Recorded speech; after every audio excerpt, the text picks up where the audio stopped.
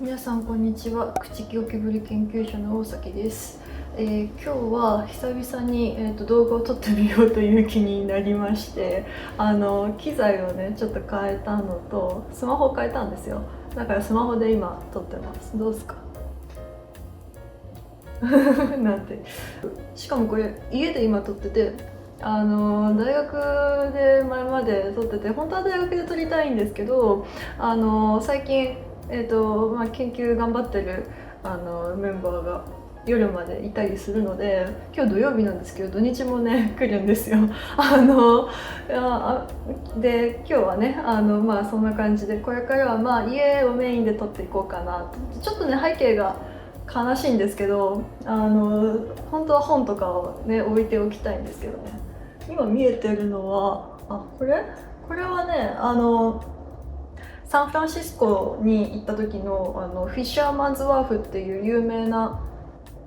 美容系 YouTuber だ。こういうフィッシャーマンズワーフっていう有名な、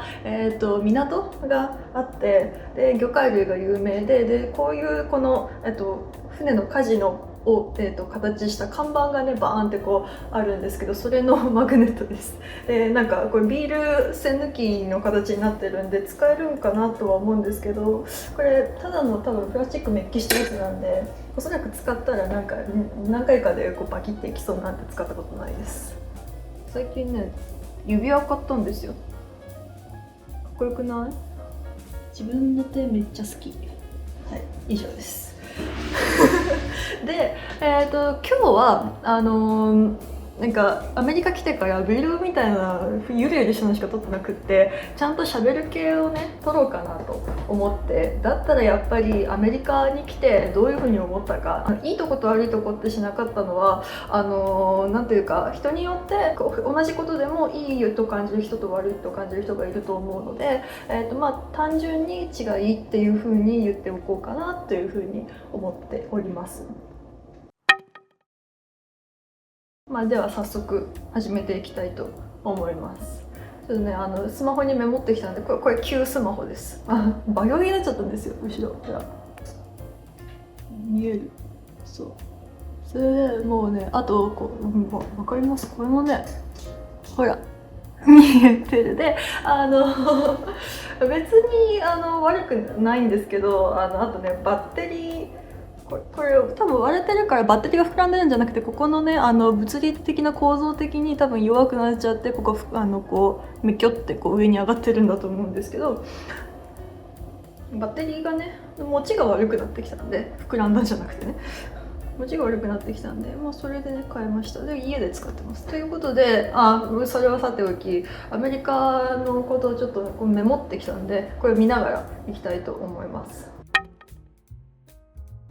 まず最初にアメリカの特徴としては、やっぱり日本よりも公募数がたくさんある、ポストがたくさんあって、助成金もたくさんあって額が大きいっていうところですね。そこが一番大きい。ポストはこう私がいる分野みたいな昆虫学とか日本語がねすぐに出てこなくなってしちゃって普段使わないから、生態学とか昆虫学とかっていう分野ってそもそも日本だとすごいポストが少ないから、公募があるとわっとこうそこに皆さん集中するみたいな、だからこう知り合い同士でポスト取り合うみたいなことがよくあるんですけど、こっちはたくさんあるんですよ本当に。だからこうやってエントモロジーとか、エントモロジーが昆虫学ですねとか、エコロジーとかっていうのを調べると、こう今オープンのポストがバーッとこう出てくるみたいなところがあって、日本だとそうはいかないです。なんか森林とかなんて個体群とか、なんかなんですかね、こう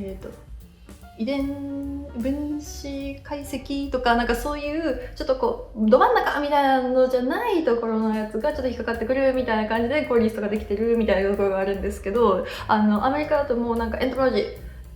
エコロジー、エソロジーっていうのがコードがあるねとか、そういうキーワードでヒットするものでこうちゃんと埋め尽くされるみたいな感じのこ検索結果になります。で、なので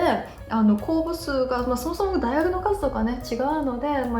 国の数規模がそもそも違うので、そこで、差がついてるんだろうなっていうふうに思いますね。あと助成金もNSF っていうJSPS みたいな、日本でいうところの JSPS みたいな、JSPS っていうのは学信とかですねのことを、日本学術振興会のことを JSPS って言いますけれども、NSF っていう、その国の機関もあるんですが、それ以外に公的機関だと USDA とか害虫防除みたいなの農業関係の専門にしているところとか他の、公的機関がありますし、あと、そのインダストリーの企業からの助成金っていうのがたくさんあるんですよ。でしかも規模がでっかい、思ったよりで自由度が高いっていうのが、特徴ですね。日本よりもっていうのを全部つけてくださいねと思われる。で例えばうちの PI が最近引っ張ってきたそのインダストリーのやつだと総額でミリオンって言ったから3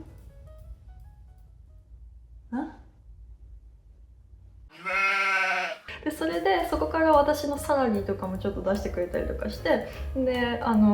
潤沢、そういう大きなお金がインダストリーからボーンってくる。でしかも自由度が高いっていうのが特徴で、なんていうんですか、契約というか助成の、書面的にはこの実験とかを、回してくださいみたいな、でこういうどういう結果が得られたかを報告してくださいみたいな感じなんですよ。でそういう書面で契約したところさえしっかりクリアしていれば、もし予算が余ったり結構潤沢にくださるので、結構普通は余るらしいんですよ。でそういう時でも契約違反にならなければだからちゃんと実験をして結果を出してじゃあ報告するっていうのをやっていれば、他のことをやってもいいっていう風な条件ですごく自由度が高いっていうのが特徴ですね。はい、なのでそういうチャンス、ポストも助成金もチャンスですよね。チャンスがたくさんあるなっていうのはザ・アメリカって感じはします。はい、だからポストもそうやってたくさん出てきて、PI が今のアメリカのここの PI が大崎さんって言わないな、はるかも応募してみたらみたいなふうに言われて、まだ私こっちでねアプライしたことがないので、練習も兼ねてちょっといくつか書いてみようかなっていうふうに思っていて、今やってるところです。でも応募方法とかっていうのはあんまり変わんないんですけど、結構二次面接みたいなのが3-4個ぐらいかけてじっくり行われる、いろんな人と会うみたいな、そういうウエスタンなスタイルっていうのはそうらしくて、ちょっともしそこまで書類審査突破して第一次審査突破して2次まで行ってそういうことになったら、ちょっとそういうプレゼンとかそういうのも考えないといけないんですけど、いい練習かなって思ったりはしています。はい、っていうところが一番大きいですね。はい、で2番目はそうですね、2個目は国内学会が国際的っていうところですね。アメリカはやっぱりいろんな人がそもそもいるっていうのと、あと国としてでかいので、じゃあアメリカ全体の国内の学会ですって言って、やったとしても他の国から参加者が来たりとかするんですよ。でだから日本でも、私が日本に行った時も知り合いが今年アメリカ植物学会生態学会出るんだみたいな風に言ってて、オンラインでね、コロナ後オンラインでできたりとかもするので、より気軽に国際的な交流ができるようになってるみたいです。はい、なのでそもそも国1個でやって規模感がでかい大会ができて、でそれでそれが魅力になっていろんな研究者が集まってきてっていうのが非常に良いですね。私京大にいた時の松浦さんからここにアメリカに行くっていうのが決まった時に人脈を友達を作りに行ってくるんだよっていうふうに言われたんですよ。っていうのは本当に若い時にこうやって何ていうんですか、まだこう肩書きがそんなにない状態でフラットに友達になって、でその後こうお互いに頑張っていったらこうお互いポストのが上がっていくだろうし、でそれでこういろいろインタラクションしてとか、普通にこうコラボレーションまでしなくってもその刺激を与え合ってっていう風な関係になるのがとても良いという風に言われて、それはこの本にも書いたんですけど、後書きとかに書いたかな。なのでそれをねやるためにこう、海外に来たっていうのも一つあるわけなので、これをする土壌としていろんな人が来るでかい学会に出れる、それがこうその辺でやってるっていうのが国内の学会だから、地の利があるっていうのが非常にアメリカにいるのはいいかなっていうふうに思いました。ヨーロッパとかでもそうかもしれないですけどね、ヨーロッパの国間そんなに移動に制限ないと思うので、ヨーロッパとかもね経験できるのをしてみてもいいかなって思うんですけど、ポストにアプライするっていうのを考えた時にポストク5年っていうのが一つボーダーになるらしいんですよ。5年以上やってる人っていうのはまた違う目で見られるみたいなところがあるらしくて、だからあんまり私ポストドックすごい楽しいんですけど、それもね津田さんに相談したことがあります。この夏帰国して学会とかで今年は国際学会、日本である国際学会に2つ出て、その後メルボルンであった国際動物講座学会に出て、その後また東京でセミナーして帰るっていう2ヶ月ぐらいの日程をこうピロロッとこなしたんですけど、その、途中で、もちろん京都に帰ったわけで、その時にちょっとねポスドク楽しくてっていう相談をしたらそれはみんな思うことだと、ポスドク楽しいだけどPI になるっていうのは、長くこう走り続ける、マラソンみたいなこう感じで言うと、マラソンしてずっと走り続けるためにみんなの協力を仰いだりとか、そうやってチームを作っていくっていうのが大事なんだみたいな、そういう胸の話を、このまま直接この言葉通りに言われるわけじゃないですけど、私が噛み砕くとそういう意味合いのことを、言っていただきまして、なのでPI にアプライするっていうのはちょっと5年経たないうちにちょっと練習も兼ねてっていうこう言い訳付きでやってみているところです。まだ今から応募ですけどね。こんな感じですかね。2番目は学会でした。3つ目はもうあれですね、食べ物、物価、でもう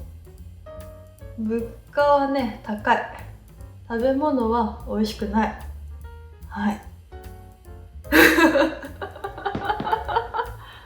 なのでファストフードは美味しいですよなんていうかな、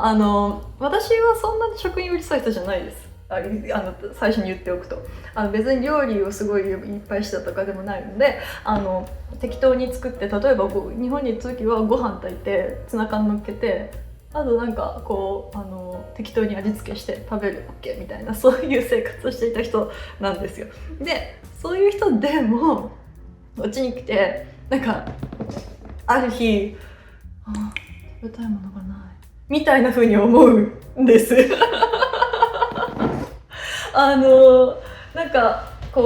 本っぽい食材もそんなすぐ手に入らないですし、あとお店で食べられる日本食みたいなのも高い割にそんなにそんな風にしないでアメリカナイズしないでみたいなのが、やっぱり多いしだから結構簡単に日常生活で食べるようなものを手に入れようとした時に簡単に手に入るけど美味しく食べれるみたいなものが実は少なくって、だからある日ふとした時に今日食べたいものがないみたいな風になるんですよなんかね、ツナ缶とかもあるんですけど、大抵ね、水煮なんですね。ツナの水煮って水漬け、オイル漬けじゃないんですよ。で、なんかオイル漬けじゃないとやっぱりね、ちょっとね、味わいが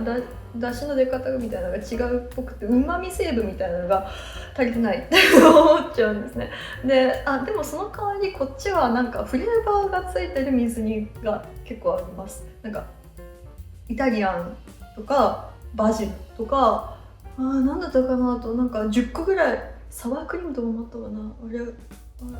んかチップスだっけかな。まあいいや。なんかそういうのはまあちょっとそういうのは面白いんですけど、たまにね、なんだか変だなと思ってとか、なんかギリシャ的なのとかだったかな、なんかそういうのをこの前買ったら結構変な味してて普通に全部食べきれなかったっていうのもありますね。そうだからそういうエンタメとして買ってみるっていうのは、まあ、よくやるんですけど、それはなんか食べたいものみたいになってる時にやると大変なことになるので、ちゃんと元気な時にやるだけです。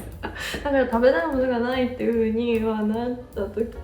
時はっていうか、まあなったとしてもお腹がなんか食べなきゃいけないから食べるんですけど。普段はジャスミンライスを買ってきて、タイ米ですねをなんか水多めで炊くとちょっともちもちするのでパラパラしないからそれを食べて、あとなんか適当に肉焼いて、醤油はあるから買ってきてみたいな、そんな感じですね。で、治安じゃないや、物価はその家賃が、例えばここだとスタジオタイプって言って、1D ワンベッドルームみたいな感じなんですけど、それで1000ドルします、月々。安い方です。で、もっと普通に大学の近くとかダウンタウンに近くなったりとかすると1500、1700ってこうしていきます。はい。で普通はシェアルームするからなんか2人以上で割ると安いらしいんですけど、私シェアハウスしたくなかったんでだからね、でもその1000ドル以下になると、1000ドル以下の一人暮らしってなると結構治安の悪い地域に建ってる物件だったりとかしちゃって、で治安の悪いって言ってもね、次治安の話するんでその治安の話いくんですけど、4つ目治安はいいと聞いていたけど良くも悪くもないみたいな感じですね実感としては。今のカリフォルニアみたいに発砲事件がいつもあります、ホームレスがそこら中にいますみたいなんじゃないです、全然。だから特に大学の近くはすごく治安がいいです。普通になんか夜でもパンパン歩ける、一人でなんですけど、その大学の周りの大きい道路から一歩入るともうなんかちょっとダメみたいな。ダメっていうのはなんか、声かけられたりとか、でこれは私のね個人自意識過剰のところもあるのかもしれないんですけど、こうアジア人の女性だとっていうのもあるかなって、そういう目で見てきてセクシーとかって言われた時もありますでっかい声でエロいって言うなよみたいな、てかなんだよそれみたいな、教会の前で言われましたね普通に夕方歩いてたら、まだ日がちゃんと明るい時に歩いてたんですけど、だから結構ちゃんと意思を持ってスタスタ歩いてると何も言われないんですけど、その時待ち合わせをしていてちょっとフラフラその辺をちょっとこう歩いてたんですよ。でなんかちょっとこう暇っぽい感じで歩いてたからっていうのはあるかなって思ったりとか、だから最近ねサングラスをしたりとか、あとなんか強めのこうなんていうの外見ファッションでなんか行くといいくはないかもしれないけど、自分の意識として安心、特にサングラスはなんかなんていうか目見えないと、こっちの人は口で結構表情読み取るって言いますけど、私はなんか特に目見えないとなんか表情わかんないじゃないですか、あんまり。でこっちの目が見えてない、こっちの目が相手から見えないからなんかチラッとこう見ちゃうじゃないですか、どういう人なのかなって。でもそのチラッとした時に目合っちゃうのも嫌じゃないですか。だけどサングラスだったらフォーカーをこのままでこうやって見ればいいかなとかね、あんま見えてないだろうなみたいなそんな風にしたりしてます。もう今から秋なんで、冬なんでサングラスあんまりねできないから、他の強めのファッションでいこうと思ったりはしてますけど、みたいな感じですね。で、まあなんか最近発砲事件がなんか無人の車に発砲みたいなのがその辺であったみたいなんですけど、なんかうちの大学院生、うちのっていうのは大学、私が行ってる大学の大学院生が捕まってました。病んじゃったのかな、研究つらいのかなみたいな感じですね。まあそうですね、総括としては総括っていうのもあれですけど、私の今のところの、考えとしては、研究にはアメリカでも住むのは日本がやっぱりいいなって、皆さん言ってるのと同じですよね。はい、だからなんか研究費とかは海外とのコラボレーションとかで引っ張ってきて、で後で住むのは日本みたいな。で私の場合はその治安、食べ物、物価みたいなそういう話だけじゃなくって、今研究しているクチゴキブリっていうのがもう日本と台湾にしか生息していないっていう、研究対象の分析っていうのも関係しています。はい、なんか大学日本にいた時にはあんまり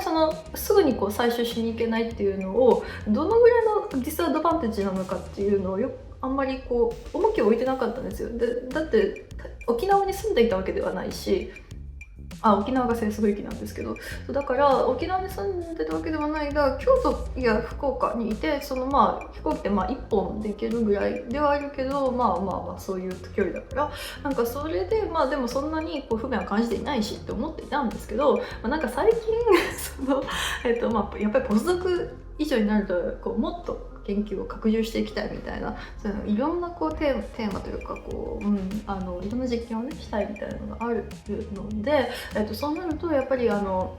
っと個体が欲しいなとか、もちろんこのアメリカで取れる別の、ゴキブリもいて、キゴキブリっていうんですけど、それはでも羽がなくって、私が普段やってる羽の食い合いっていう行動はしないんですね。私が普段研究してる羽の食い合いっていうのはしないんです。だから、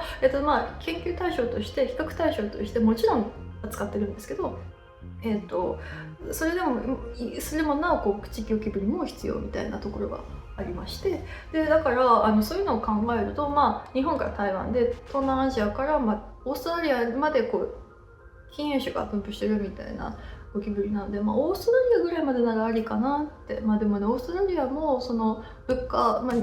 アメリカほどじゃないけど高いし、あとねポストはそんなにないっていうふうに聞きました。だからその辺はちょっと考えないとなって思ったりはしていますね。だからそういうのもあって、私はじゃあ日本でよくないみたいな、お金のことさえ、あと社会とか他の要素っていうのは考えた方がいいのかもしれないですけれど、考えた方がいいとは思うんですけど、日本の泥船だっていう人もいるし、でもそれはね、なんかアメリカに来てアメリカの国民もアメリカは良くないって言うんですよ。それは、日本とは全然また理由が違うんですけど、どこの国に行ってもどの国も自分の国が良くないって思ってるのは同じなのかもなっていうふうには思って、でとか特に大学とかの話になると、どこの国もそんなに、アメリカと日本が私の主なサンプル対象でしかないんですけど、その辺はあんまり大学での悩みっていうのは変わんないなっていうふうに思います。なんか学生がとか研究費がとか、その研究費引っ張ってくればあるんですけど、アメリカの場合はね、大学からの予算っていうのは研究室につかないので、PI が全部ね外から引っ張ってくるわけなんで、そういうのを加味した上での総額、研究費の総額とかね、そういうので、あと全部雇いますね、学生もテクニシャンも。テクニシャンはもちろん日本でも雇いだと思うんですけど、学生にも全部給料出すっていうタイプなので、こっちは。そうなるとやっぱり結構ね、とか悩みは尽きない。じゃあ同じじゃんみたいな。だからどの環境に自分が適しているかみたいなところですよねっていう感じかなって思って、まあそのアメリカの方がタフな環境にどんどん常にこう追いやられるので、その常に自分もこう強くないといけないし、だからこの同僚たちも強い人たちがずっとこうアップデートされて、まあずっといるっていうのがいいことかなっていうのは思いますね。なんか日本だとね、例えばこう永年雇用みたいなのと同じですけども、こうパーマネントの職に就いた瞬間に研究への情熱が燃え尽きてしまうみたいな話も、なんか実例をこの人がっていうふうに言われたことはないんですけど、一般的な話として聞いたりはするので、じゃあどっちがいいんだいみたいな感じですよね。そういう人によると思います。とかいろいろ考えることはありつつも、総括してやっぱり住むのに心地がいいのは日本だろうなっていうふうに思ってはいるっていうところですかね。でじゃあ日本に拠点を置いたとして、研究費とか研究の環境の拡充をどれだけ最大化できるかっていうゲームになっていくかなっていうふうに考えていたりします。ご気分のためにもね。こんな感じで、だとしてもそのホストはやっぱりオープン、その公募がないとそこは運なので、どれだけこう実力があってそのアプライすれば受かるみたいな実力者であっても、その公募がそもそもなかったらアプライできないので、公募が出るっていうのは運なんで、そこはちょっとこう可能性を狭めずに、今書いてるそのアメリカでのアプリケーションとかも可能性を広げる一端ではあるので、入れつつ頑張ろうかなって思っているところですね。こんな感じでした。アメリカに来て1年ちょい経ったので、ちょっと、今まで生活してきて感じたことみたいなのをちょっと言ってみました。なんかもし他にもなんかこういうことが聞きたいみたいな方はコメントいただければと思います。はい、動画がなぜか途中で切れてたのでエンディングだけちょっと撮り直してます。で撮り直しついでにちょっと一つ言い忘れたことを付け加えておくと、会議とか授業にどのぐらいこう借り出されるのかっていうところなんですけど、聞いていると、アメリカでも会議から解放されることはないっていう感じですね。で、フルプロフェッサー一番こう教授になると、その出たくない会議とかやりたくない授業とか、なんかそういうのを跳ねのけることができる、そういう選択権があるみたいな風にうちの PI からは聞いています。で、なんですけど、うちの PI 本人はアシスタントプロフェッサーって言って、日本でいうところの助教ですね。で、まだまだ若手でこれから教員としてのキャリアを積んでいこうねっていう段階なので、彼みたいな段階だとまだまだそういう選択権はなくって、なので結構ここは会議があるからいないみたいな結構借り出されている印象です。で、授業は採用される時にエデュケーション何割、ティーチング何割、リサーチ何割みたいな風に割合が決められている。あらかじめ合意を得た上で、ティーチングっていうのが授業の割合になるわけなんですけど、それをこう受け持つっていう感じですね。教授にまで行った先でもこう搾取されるっていうのが日本のあれだと思うので、そう考えると後々待遇がいいのはやっぱりアメリカかなとは思いますけれど、でアメリカでももちろんグラントを書かないとそもそも大学からの予算がつかないから生きていけないし、でも日本だって大学の予算はつくけど毎年1万円削られていってるわけだから結局グラント書かなきゃいけないのは同じだしみたいな。ストレスなく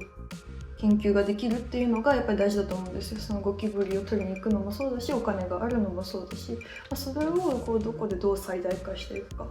で私は多分そのゴキブリがいるところでその自分の研究活動を最大化できるように研究資金とかを最大化するっていうゲームをやっていくのかなって今のところは思っているって感じですね。はい、という感じでした。はい、ということでちょっとね先生たちが授業とかに本当にいつも会議とかに駆り出されてすごい大変そうなのを知っているので、ちょっとそれに触れなかったなと思ってちょっと付け加えておきました。はい、ではでは大崎でした。じゃあね。